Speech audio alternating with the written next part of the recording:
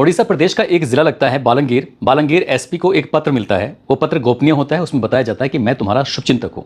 मैं एक पत्र भेज रहा हूँ और इस पत्र के माध्यम से ये बताने की कोशिश कर रहा हूँ दरअसल कत्ल किसने किए हैं। 2 कत्ल होते हैं और उन कत्ल की गूंज थी पूरे देश भर में। ऐसा कोई हिस्सा नहीं था जहां पर इन बातों की चर्चा ना हो रही हो। अब उस पत्र को लिखा जरूर था, लेकिन उस पत्र के अंदर ऐसा क्या था एसपी ने समझने की कोशिश की। 50 से ज़्यादा पुलिस वालों ने उस पत्र को समझने की कोशिश की, लेकिन किसी के समझ में नहीं आ रहा था। अब ऐसी स्थिति में उस प्रदेश की राजधानी में वहाँ एक ऑफिसर होता है। उस सीनियर ऑफिसर के व्हाट्सएप पर वो पत्र भेजा जाता है। जैसे ही उस सीनियर ऑफिसर को वो पत्र मिलता है तो उस पत्र को पढ़ने लगते हैं। दरअसल उस पत्र में महज 130 शब्द लिखे हुए थे, लेकिन उस ऑफिसर ने उस पत्र को लगभग 100 बार से भी ज़्यादा पढ़ा होगा। और पढ़ने के बाद वो सोचने पर मजबूर हो जाते हैं कि आखिरकार ये कहना क्या चाहता है। दरअसल पत्र में जो कहना चाह रहा था, लेकिन उस ऑफिसर ने जस्ट उसका अपोजिट ही किया, और जैसे अपोजिट किया है वैसे ही कत्ल का खुलासा हो जाता है। कत्ल का खुलासा होता है। उसके 7 साल के बाद इस मामले में सजा भी सुनाई जाती है। लेकिन जब ये घटना हुई थी, उस घटना के बाद इस विषय पर कई सारी फिल्में बन जाती हैं। लोगों को फिल्म के माध्यम से जताने की कोशिश की गई थी कि आखिरकार पूरा मामला क्या था। संभवतः भारत के इतिहास में शायद ये पहला ऐसा मामला रहा हो जब दूल्हा और दुल्हन को मारने के लिए गिफ्ट में एक बम भेजा गया था। आदाब, नमस्कार, सत श्री अकाल। मैं उस्मान सैफी। आज की जो सच्ची घटना मैं आपको सुनाने जा रहा हूँ, ये सच्ची घटना है ओडिशा प्रदेश का एक जिला है बालंगीर, और बालंगीर जिले का एक कस्बा लगता है जिसका नाम है पटनागढ़। दरअसल बात कर रहा हूँ 23 फरवरी 2018 की। दोपहर लगभग 12:30 बजे के आसपास का वक्त हो रहा था।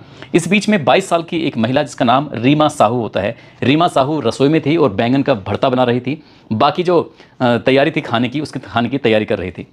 इसी बीच में दोपहर का समय था और किसी ने दरवाजे पर नॉक किया, घंटी बजाई, और जैसे ही घंटी बजती है तो घर का जो मालिक होता है, लड़का है, उसका नाम सौम्य शेखर साहू। दरअसल उसके नाम की आवाज़ लगी थी कि एक उनके नाम से कोरियर आया है, आप इसे कोरियर ले लीजिए। जैसे कोरियर वाली बात आती है, कोरियर देखा जाता है, देखकर एकदम खुश हो जाता है। खुश वो इसलिए था क्योंकि ये एक गिफ्ट था। उस गिफ्ट को देखकर इसलिए भी खुश था, वो अपनी पत्नी से कहता है कि देखो, कोई हमारा शुभ चिंतक किसी ने गिफ्ट भेजा है, वो रिसेप्शन में शायद शामिल नहीं हो पाया होगा। दरअसल 18 फरवरी 2018 को रीमा की और सौम्य साहू की शादी हुई थी। दरअसल ये सौम्य साहू जो होता है वो सॉफ्टवेयर इंजीनियर और बेंगलोर की एक जापानी कंपनी थी, उस कंपनी में काम कर रहे थे। रीमा साहू से शादी 18 तारीख को होती है और 20 फरवरी 2018 को इनका रिसेप्शन था। बहुत सारे मेहमान आए थे, बहुत सारे गिफ्ट आए थे, लेकिन ये गिफ्ट थोड़ा लेट आया। शादी को भी 5वां दिन था। जैसे गिफ्ट आता है वो खुशी खुशी उसे लेके जाते हैं। कुछ देने वाली बात आती है तो कोरियर वाला कहता है कि साहब पैसे से सब जमा है, आपको कुछ भी देने की ज़रूरत नहीं है। तुरंत ही वो रीमा को आवाज़ लगाता है। नई दुल्हन थी, अभी दुल्हन को आए हुए महज 5 दिन हुए थे। उसके पास जाता है और जाकर कहता है कि देखो, किसी ने गिफ्ट भेजा है। अब जैसे ही वो गिफ्ट को खोलने की तैयारी कर रहे थे, इसी बीच में लगभग 85 साल की उनकी बुजुर्ग दादी होती है, नाम उनका जेमा मणि होता है। जेमा मणि भी आवाज़ सुनने के बाद सीधा रसोई में पहुंच जाती है। हालांकि पीने तो वो पानी गई थी, लेकिन पानी पीने के दौरान वो रुक जाती हैं और उस बॉक्स में ऐसा क्या था, उस बॉक्स को खुलने का इंतजार कर रही थी। दुल्हन ने अपना खाना छोड़ दिया जो खाना बना रही है। दूल्हा वो बड़ा एक्साइटेड था कि आखिरकार इसके अंदर है क्या। पहले ही पैकिंग खुलता है और पैकिंग से ही पता चलता है कि जिसने भेजा है दरअसल उसका नाम एस.के. शर्मा है। अब एस.के. शर्मा के नाम से छत्तीसगढ़ का एक जगह लगती है रायपुर, वहां से आया है। लगभग 230 किलोमीटर दूर से वो जो कोरियर था चल के आया था। बड़े खुश हो रहे थे और जैसे ही उसका खोलना शुरू किया है, उसका रैपर वगैरह, तो उसमें एक सुतली जैसा धागा था, सफ़ेद रंग का धागा। उस धागे को जैसे ही उन्होंने खींचना शुरू किया है, वो थोड़ा सा खींचा और खींचने के बाद एक ज़ोरदार का धमाका होता है।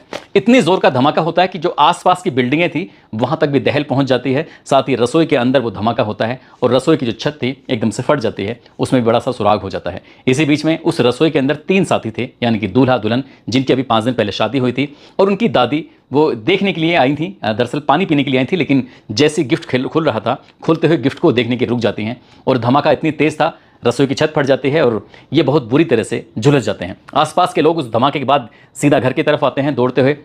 आने के बाद इनको तत्काल प्रभाव से इस कस्बे में ही हॉस्पिटल होता है, वहाँ लेकर जाते हैं। दादी को और जो लड़का होता है सौम्य, उसको तो डॉक्टर ने मृत घोषित कर दिया। लेकिन जो रीमा है, जो भी इस घर की दुल्हन बनी थी, 5 दिन ही उसको हुए थे, वो भी गंभीर रूप से घायल हो जाती है। उसका भी उपचार शुरू हो जाता है।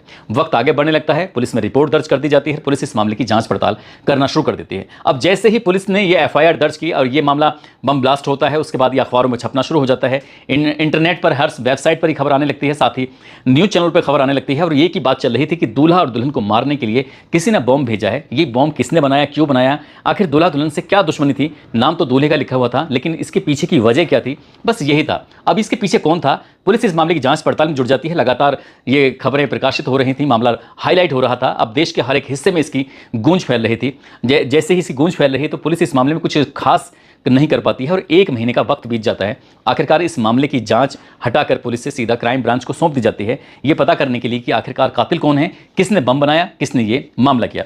अब ये सब पता करने की कोशिश ही कर रहे थे कि इसी बीच में एक एसपी के नाम पत्र आता है 4 अप्रैल 2018 को। जैसे एसपी के नाम पत्र आता है उसमें महज 130 शब्द लिखे हुए थे। A4 साइज का वो पेपर था, जैसे ये पेपर है, उसमें थोड़े से हिस्से में अंग्रेजी में लिखा हुआ था। अब इसके बाद पुलिस वालों ने अपनी तरफ से तमाम कोशिश की। दरअसल उसमें कोई एक संदेश लिखा हुआ था कि मैं आपका शुभचिंतक हूं, और ये जो कत्ल हुआ है, जो मर्डर हुआ है, इनको मारने की जो साजिश रची गई है, वो यहाँ से लगभग 230 किलोमीटर दूर छत्तीसगढ़ के रायपुर में ये साजिश रची गई है। और इसके पीछे की वजह यह है कि विश्वासघात किया गया है। लड़की को दरअसल धोखा दिया गया था, ज़मीन की हेराफेरी की गई है ज़मीन खरीदने के लिए, और लगभग करोड़ों रुपए का ऐसा था मामला जिसमें लेन देन में कुछ गड़बड़ी की गई है। इसी का बदला लेने के लिए किया गया है। साथ में उसमें एक संदेश, एक मैसेज दिया गया कि ये जो एस के शर्मा नाम जो पढ़ा जा रहा है, दरअसल वो एस के शर्मा नहीं है बल्कि आर के सिन्हा हैं, आप उसे शायद गलत पढ़ रहे हैं। अब ये लोकल की जो पुलिस थी, इस जिले की जो पुलिस थी, तमाम कोशिशें कर ली, लेकिन इस जिले की पुलिस को ये कुछ हासिल नहीं हो पा रहा था कि आखिरकार इसके पीछे की वजह क्या है। हालांकि पुलिस ने अब तक 100 से ज़्यादा लोगों को गिरफ्तार किया, यानी कि हिरासत में लिया, और हिरासत में लेने के बाद उनसे पूछताछ शुरू कर दी। दूल्हा दुल्हन परिवार के हर एक सदस्य जिनकी दोस्ती थी, दुश्मनी थी, या किसी ने कुछ जिंदगी में कुछ कहा भी था, तो उसके पास तक भी पुलिस जाती है, लेकिन पुलिस के हाथ कुछ लग ही नहीं रहा था। अब उस लेटर के माध्यम से क्या बताने की कोशिश की जा रही थी, पुलिस ये भी नहीं समझ पा रही थी। तभी वो लेटर, भुवनेश्वर में एक ऑफिसर होते हैं, उस ऑफिसर को ये लेटर भेजा जाता है, और उस ऑफिसर का नाम होता है अरुण बोथरा। दरअसल अरुण बोथरा ने जब उस लेटर को पढ़ना शुरू किया है, तो शुरू से वो लेटर पढ़ते थे, आखिर तक आते थे, पढ़ते थे, आखिर तक आते थे। इस तरह से करते करते रात भर में उन्होंने 100 से ज़्यादा बार इस लेटर को पढ़ा होगा। लेकिन उनके दिमाग में तभी आता है कि आखिरकार ये एस के और आर के, एस के शर्मा का आर के सिन्हा पढ़ा जाए, उसको कैसे पता लेटर लिखने वाले को कि आखिरकार ये इसमें एस के सिन्हा ही लिखा गया है, ये पढ़ा जा रहा है, क्योंकि ये बात मीडिया में नहीं आ रही थी, ये बात किसी को नहीं पता थी। अब पहली गलती जो पकड़ी जाती है, ये बार बार इस लेटर के माध्यम से ये बताने की कोशिश की जा रही थी कि इसकी साजिश यहाँ से लगभग 230 किलोमीटर दूर रायपुर में रची गई है, और उसमें लगभग 3 लोग शामिल हैं। आखिरकार उसने जब बार बार यही जिक्र करने की उसमें कोशिश की गई थी, बताने की कि वो 230 किलोमीटर दूर, यानी कि वो बाहरी लोग हैं, तो उन्होंने ये अंदाज़ा लगाया कि ये बाहरी नहीं है, इसके अंदर लोकल का ही कोई व्यक्ति है। साथ ही उन्होंने कहा कि लड़की का मामला पुलिस ने हर एक पहलू पर जांच की थी, खासकर लड़की वाले पहलू पर। कहीं ऐसा तो नहीं है कि कोई लड़की का मामला रहा हो इस इंजीनियर के साथ और इस तरह की बातें रही हो। उन्होंने हर एक उसका पहलू, शुरू से लेकर बचपन से लेकर आज तक की हर एक पहलू पर जांच की थी, लेकिन लड़की का कोई मामला सामने नहीं आता है। ऐसी ज़मीन की बात भी आती है, ज़मीन को लेकर भी खरीदना बेचना, इस तरह की बात पुलिस पहले ही जांच कर चुकी थी, इस पहलू पर भी कोई बात नहीं आती, और रुपये के लेन देन को लेकर भी बात आ रही थी। हर एक एंगल पर जांच करने के बाद, सभी बैंकों के स्टेटमेंट देखने के बाद, कहीं कोई पैसे का लेन देन तो नहीं है, कहीं ज़्यादा पैसे तो घर में नहीं आए, सब तरह की बात कर ली गई थी। इस तरह से पुलिस ने अंदाज़ा लगाया कि हो ना हो ये जो कातिल है वो 230 किलोमीटर दूर नहीं बल्कि लोकल का ही है। लेकिन लोकल में कौन हो सकता है? अब इसी बीच में जो लड़के की माँ होती है, इसका नाम संजोक्ता होता है, उनसे बातचीत की जाती है कि कभी आपके बेटे की दुश्मनी, आपकी दुश्मनी, या आपके पति की दुश्मनी, या कुछ भी ऐसा रहा हो, वो बताने की कोशिश करो। जो छोटे से छोटा, बारीक से बारीक पॉइंट हो, वो बताने की कोशिश करो। उन्होंने कहा कि मेरे बेटे की कोई दुश्मनी नहीं, मेरे बेटे के सब लोग बड़े लाड प्यार से रखते थे, रहते थे, और पति के साथ भी वैसे ही था, लेकिन हाँ मेरी जरूर किसी से अनबन हुई थी। जब अनबन वाली बात आती तो वो बताती हैं कि इनका जो एक विद्यालय है जिसका नाम है ज्योति विकास महाविद्यालय, उसके वो फिलहाल प्राचार्य हैं। और इसी विद्यालय में, इसी महाविद्यालय में जब पहले पूर्व में एक प्राचार्य हुआ करते थे जिनका नाम पूंजीलाल मेहर था, दरअसल उनको हटाया गया और मुझको प्राचार्य बना दिया गया। तो इसी बात को देखते हुए हम दोनों में बहुत ज़्यादा अच्छी खासी बहस हो जाती है। वो 1996 में यहाँ भर्ती हुए थे एज ए इंग्लिश के प्रोफेसर, और साथ ही जो यहाँ पर रहते रहते उन्होंने प्राचार्य बन जाते हैं साल 2014 में, और 2017 में उनको हटाकर मुझे जब प्राचार्य बनाया जाता है, तो इस बात पे वो बड़ा खफा थे। अब इस तरह की बात आती है, जो लेटर था 130 शब्दों का, वो लेटर जब मैडम को दिखाया जाता है तो कुछ उसमें ऐसी बातें, कुछ ऐसा एक शब्द लिखा हुआ था, उस शब्द को वो पूर्व प्राचार्य अक्सर इस्तेमाल किया करते थे। और इसी बात को देखें, इसका कंप्लीटिंग द प्रोजेक्ट, तो कंप्लीटिंग द प्रोजेक्ट वो लिखते थे, किसी भी काम को करते थे तो इस तरह के वो लिखा करते थे, वो भी शब्द उसमें उसके अंदर लिखा हुआ था। उन्होंने कहा कि हाँ वो इंग्लिश के जो लेक्चरर हैं वो इस तरह का ही तो लिखते हैं। बस पुलिस ने जाके तुरंत ही, जो लेक्चरर साहब होते हैं पूंजीलाल मेहर, जिनकी उम्र लगभग 56 साल के आसपास होती है, पुलिस उन्हें सस्पेक्ट के आधार पर हिरासत में लेती है, लेकिन तब तक 2 महीने से ज़्यादा का समय बीत जाता है। फरवरी में ये घटना हुई थी और अप्रैल का भी लास्ट आ जाता है। आखिरकार पुलिस ने जब उन्हें पूछताछ की हिरासत में लिया, तब उन्होंने कुछ ही देर में वो टूट जाते हैं, और टूटने के बाद वो पूरी कहानी बताते हैं। वो कहते हैं कि मैं वाकई संजोक्ता से बहुत ज़्यादा नाराज़ था, और उनके प्राचार्य बनने से मुझे बहुत ज़्यादा बेइज्जती फील हुई थी, तभी मैंने सोच लिया था कि मैं इनसे बदला ज़रूर लूँगा। इसलिए उसने अक्टूबर 2017 में जब दीपावली का त्यौहार आने वाला था तो उसने बहुत सारे पटाखे खरीद लिए थे। उन्होंने बड़े बड़े जो मजबूत थे, जो बहुत धमाके वाले पटाखे थे, उनको खरीदने के बाद, आतिशबाजी खरीदने के बाद उसने से हर एक के अंदर से उसने जो बारूद था वो निकाला और सोशल मीडिया के माध्यम से पता किया कि आखिरकार बम कैसे तैयार किया जाता है। उस प्रोफेसर ने बम तैयार किया और बम तैयार करने के बाद इसी बीच में उसको पता चलता है कि फरवरी 2018 में बेटे की शादी है, तो वो शादी में भी आता है और उसने यहाँ अपना मोबाइल छोड़ता है, सब कुछ मोबाइल छोड़ने के बाद, और 230 किलोमीटर दूर जाता है अलग साधनों से, अलग माध्यमों से, और एक ऐसी कोरियर की शॉप पर जाता है जहाँ पर कोई सीसीटीवी कैमरा नहीं लगा होता।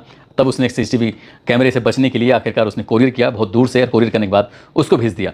लगभग 650 किलोमीटर अलग अलग जगहों पर वो सफ़र करता है, कभी बस में तो कभी किसी वाहन में, लेकिन कोई ऐसा धमाका नहीं होता। बस उस धमाका इस तरह से वो तैयार किया गया था, जैसे वो खुलेगा तुरंत ही धमाका हो जाएगा। आखिरकार प्रोफेसर साहब ने जो अपना काम किया था, और ये जो कोरियर था वो अपने टाइम पे पहुंच चुका था, यानी कि 18 को शादी थी और 20 तारीख को ये कोरियर डिलीवर होने वाला था। और जैसे डिलीवरी बॉय इसको देने के लिए आता है तो इसी बीच में रिसेप्शन का प्रोग्राम चल रहा था, मेहमान बहुत सारे थे घर के अंदर। तो कोरियर वाले ने सोचा कि क्यों परेशान किया जाए, ये किसी से पूछा था उसने कि ये सौम्य से बात करनी है, वो कहते हैं कि सौम्य तो दूल्हा बना हुआ है। ऐसी स्थिति में उसने सोचा कि अभी देना सही नहीं है, जब ये रिसेप्शन से फ्री हो जाएंगे तो 1-2 दिन के बाद आकर दे जाएगा। यदि उस कोरियर वाले ने उस दिन सेम डे जिस दिन वो पहुंचा था, रिसेप्शन था, उस दिन दिया होता तो शायद ये और बड़ा हादसा हो सकता था और बड़े लोग, उसमें ज़्यादा संख्या में लोग मारे जा सकते थे। लेकिन दूल्हा भी मर गया, उसकी दादी भी मर गई, रीमा जरूर ठीक हो जाती है। कई साल बीत जाते हैं, मामला फिर अदालत पहुंचता है और अदालत जाने के बाद दोनों तरफ के जो वकील होते हैं अपनी अपनी तरफ से जिरह करते हैं, पुलिस इसमें सबूत जुटाती है, चार्जशीट लगाती है, और 7 साल के बाद 28 मई 2025 को इस मामले में